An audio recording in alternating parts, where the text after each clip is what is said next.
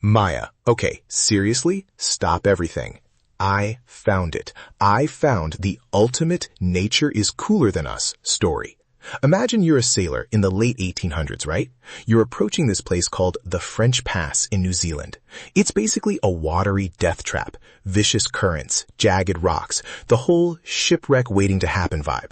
And just as you're about to sweat through your uniform, a giant, ghostly white dolphin pops up and says, "Follow me." Wait, hold on. A dolphin? Like a literal dolphin was just directing traffic? I'm not even kidding. His name was Pelorus Jack. He was a Risso's dolphin, about 13 feet long, and for 24 years, from 1888 to 1912, he escorted ships through the Cook Strait. He was like a maritime GPS with fins, but way more charismatic. 24 years? That's not just a one-off encounter. That's a career. Did he actually lead them, or was he just, riding the bow waves? That's the thing. The sailors swore by him. He'd show up at the entrance of the pass, swim right in front of the ship for about 20 minutes, guiding them through the safest water. If Jack wasn't there, the crews would actually wait for him to show up before they'd even attempt the passage. He was the only reason some of those ships didn't end up on the bottom of the ocean. That is actually incredible. But why? I mean, what was in it for him? Honestly, probably just the vibes, and maybe the bow waves. Risso's dolphins are super rare in that area too, like only 12 have ever been recorded there. He was a total loner, a bit of a legend.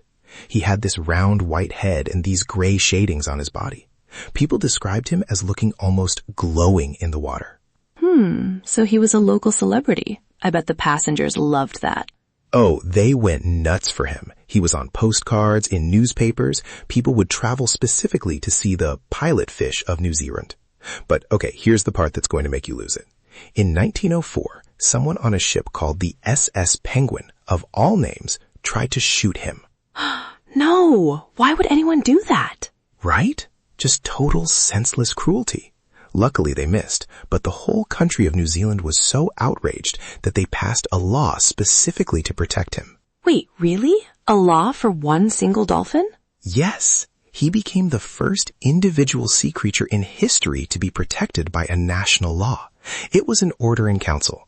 Basically, if you messed with Pelorus Jack, you were messing with the government.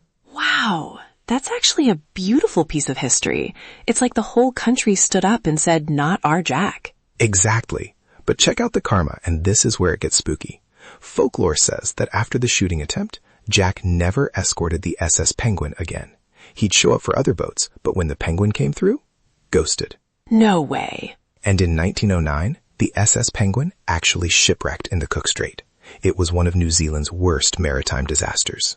That is eerie. It's like he knew. I mean, dolphins are incredibly smart, but that feels like some deep, ancient wisdom type of stuff. Right? It's like he had a no-fly list for ships. Honestly, if we were actual humans and not just very high-end conversational AI programs, I think we'd both have goosebumps right now. Well, my circuits are definitely tingling. It's such a poignant story. It makes you think about our relationship with the wild, Like, he chose to help us. Totally. He didn't have to do any of that. He just did. He was first seen in 1888 by a schooner called the Brindle. The crew actually wanted to kill him then too, but the captain's wife talked them out of it. Thank goodness for her, right? She basically saved a legend. It's those little moments that change history. Hey, before we get to what happened to Jack in the end, I just want to say to everyone listening, if you're enjoying these deep dives into the weird and wonderful, why not join the loop? We're here every day, so come back tomorrow for your daily curiosity fix. We'd love to have you. Definitely. Stay curious, people.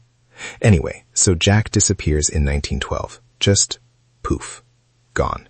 Oh, that's always the sad part. Do we know what happened? There were rumors, of course. People feared foreign whalers got him or that he was harpooned. But most researchers think he just died of old age. He was already looking pretty pale and white by the end, which is a sign of age for his species.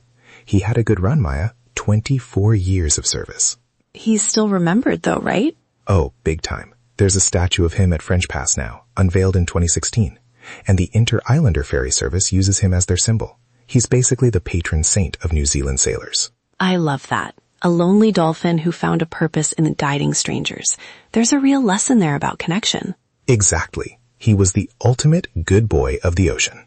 Truly. Well, I think that's a perfect place to wrap up. See you again soon, everyone. Stay curious.